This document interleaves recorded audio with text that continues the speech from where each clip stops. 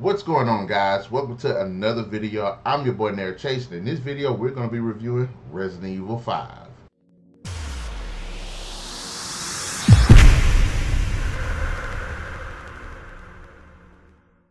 Now, Resident Evil 5 is the fifth main game in the series, and the plot involves the investigation of a terrorist threat by the Bioterrorism Security Assessment Alliance, the BSAA, agents Chris Redfield and Sheva Alomar in the fictional country of Kijuju.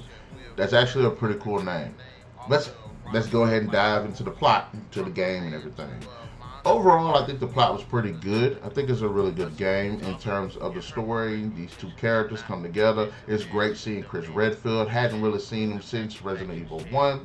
But my boy done came back for Resident Evil 5, and he's totally buffed up and kicking all kinds of ass. Now, I do like the two main characters, Chris Redfield, uh, a classic favorite, and Sheva Alomar. Look, I know nobody like her like that. I do. I want to see her come back. She's definitely one of my favorite characters. I think she's really, really interesting, and it's nice to see a sister in the game. But anyways, I do like them. I like their how initially there isn't that same bond, and I do like when we think about Resident Evil, Chris Redfield, we always think of him being teamed up with Jill Valentine, and this is basically from what happened in the original Resident Evil game, as well as Resident Evil Revelations and the bond that they get together. And we do see that bond again in Resident Evil 5, but I do like the fact that Sheva Alomar brings something different. She's not just this copycat character of Jill. She's her own character with her own motivations, capabilities, and backstory, and I think that that works in telling the story of Chris Redfield in this situation. So as far as the two main characters, I really do like both of them. I do like that throughout the story we get to explore this African setting, and I think it works because when we think of Resident Evil, we think of nighttime, darkness, and stuff like that due to the zombie apocalypse and everything. But it's good to see it in this bright new setting, if that makes sense. The story, I will admit, is linear. It's not open world like we got to see and not really open world, but usually Resident Evil games leave you room to explore. If you're in like the Spencer estate, you got to go around the mansion to get this key and to open this door, and then this door leads to this, and there's a puzzle over here that had the key to go, and that's what made Resident Evil good. We got a bit of that in Resident Evil 4, and we got more of it in Resident Evil 4 Remake. And you get a bunch of that in Resident Evil 2 as well as Resident Evil 3. So I think that does take away from the game, especially when it's so linear. You know what happens after the first gameplay where the enemies are going to show up. And the fact that it's not as spontaneous as it should be does take away from it. And also, I like the characters, specifically Chris and Sheva. And there are side characters, but again, they don't really get too much to do. There's this one guy named Josh, and he's a pretty cool cat, but really don't get to see too much of him.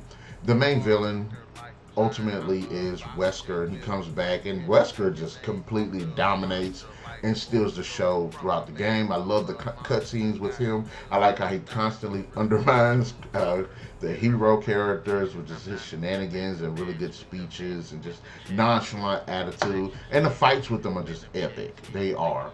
But and that's what I like about it. Now there are two other characters that serve as villains, and they're just completely forgettable. It's this guy named Irving and this woman named Excella that are helping Wesker do the things that they're trying to do, world domination, I guess.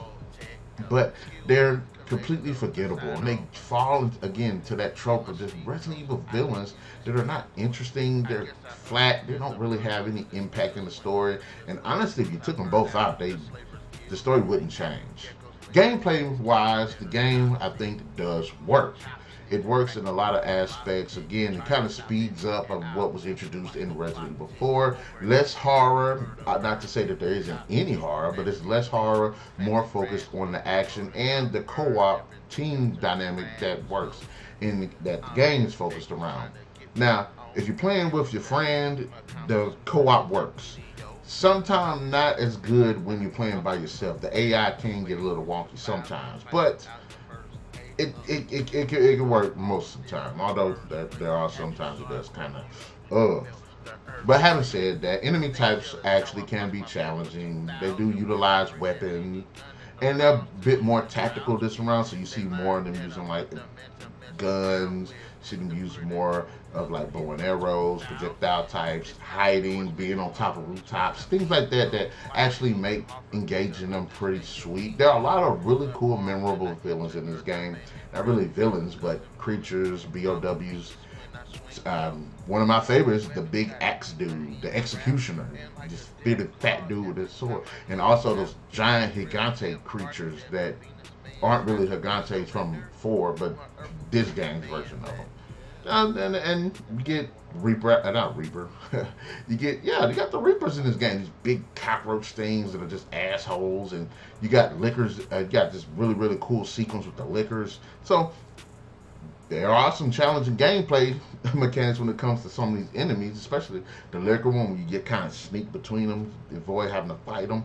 Definitely works. So, but one of the also cool sequences in the gameplay is the fact that both Sheva and Sheva and Chris can utilize the. I believe in the PlayStation 3 version, I think they could use the same weapons. They had the same like case that they could pull from. But I believe in the Xbox version of the game, they had their own separate ones, and I think that's actually pretty cool because then. But I think it would kind of would have worked a bit more in game if you had less resources, and that would kind of made the two characters kind of focus more into this. Okay, who's the tank? Who's the healer? Who's the sniper? Who's the assault? If you had less resources, um, especially with the what was that? The briefcase. Yeah, if you had a little bit more limited resource with the briefcase, this could have been more like that, utilizing more team attacks, things like that. Instead of okay, she got a shotgun, he got a shotgun. She got a sniper rifle, he got a sniper rifle. He got a grenade launcher, she got a grenade launcher. It's like no, you would actually they could have really made that more tactical. But I guess if you want to play the game like that, you can do it yourself. But I think it would have been better if there was more limited resources, limited weapons, forcing both characters to have to do that. But it's not really a bad thing. It's just kind of one of the things that I end up noticing. There's a ton of guns. The Hydra, definitely one of my favorite weapons because there's no feeling like taking that gun out and blasting like 10 guys out of the way in like one shot. Definitely one of the best gameplay weapons that's in here. Now, production-wise, I think that production-wise, this is a good looking game. And again, a lot of it has to do with the setting, the African setting, and when you're out there in more of the initially when you're in the town, everything's really bright. When you go underground at a certain point, there's this really rugged, dark feeling that's there. When you're in a scientific laboratory, has a different feel to it. So they really nailed the atmosphere and the different environments that are in this game. The voice performances, Chris, Sheva, Wesker, and many of the other supporting cast are really good. I think they definitely nailed it. Especially Chris got that youthful ruggedness about him, but he's a bit more mature, and I don't mind it. I don't mind it. Again, the score definitely is handled with care. There are some sequences that there's no music. There's some sequences that are. And the cutscenes really good looking. Although I can say some would say they're slightly dated, but I think they still hold up for the most part.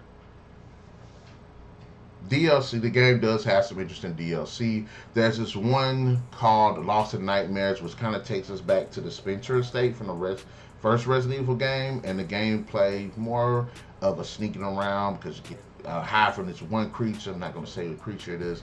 Lisa Trevor. I believe it's Lisa Trevor or a creature like Lisa Trevor before you ultimately have to fight Wesker. And then you have another one, Escape, which is another side story of what's going on besides the main story, which I think works too. But I'm not going to spoil who's actually in that. They got actually fun extra content modes. The mercenary mode definitely be hitting. I really do like that. It's probably one of the best aspects of replayability, and the fact that it's two people, it definitely works. Now, I will say this. Now, there are some negatives to the game. Again, I've already highlighted Irving, Excella, as some of the villains. They're really underutilized.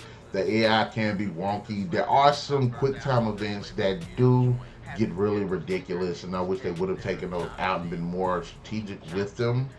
The story is pretty linear, and once you see how the different settings that are in the game, like you start off in this one village, and it's like, you tell me we couldn't explore this, we couldn't pick up notes, and like there's certain interesting little things that they showed. Like there's one instance where you see this guy running from these group of infected and being dragged off, like, and then when you initially go in there, there's a bunch of people and they all disappear, and it's like we couldn't just go, looking through their houses and stuff and seeing stuff that they got going on. So the linear aspect is does kind of suck. And yes, it's more action and it is less horror. And because this is more of the militaristic side of the game, I can forgive it because of the action.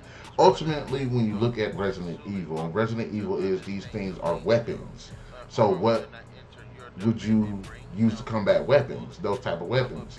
Especially after so many years that all this has been going on, of course, there's going to be a counter to that, and that is these soldiers. So as far as the action bit, I understood the game for that. Also, I just wish that it could have worked. They could have worked out some more of the bugs when it comes to the linearity, as well as if we're going to have two people, less equipment, room for equipment, so that way you don't really seem like a powerhouse couple. You actually are using tactics to actually play the game. But having said that, I do like Resident Evil 5. I played the game several times, and I just love kicking ass, although I hate knowing where the villains are. There are some really unique boss battles that are in this game, and if you definitely have somebody to play the game with, it's definitely a good time, a good entertainment time. I do like the story. I do like the conclusion to Wesker's story that's in this game, as well as a bit of a character development moment for Chris, as well as the introduction of Sheva Alomar. Keep messing up her name. She's one of my favorite characters. Having said that, Resident Evil 5 definitely deserves 4 out of 5. If I still play that game as much as I've played it, despite those gripes, it definitely deserves a 4. Having said that, guys, what are your thoughts? Have you played Resident Evil 5? Did you like it? Did you not like it? And I don't care what nobody say. I want to ask this question. Sheva, do y'all want to see her another game? Because I know I do. And I like the whole aspect of this African BSA unit, and I wish we could dive more into that and see what happens after this game.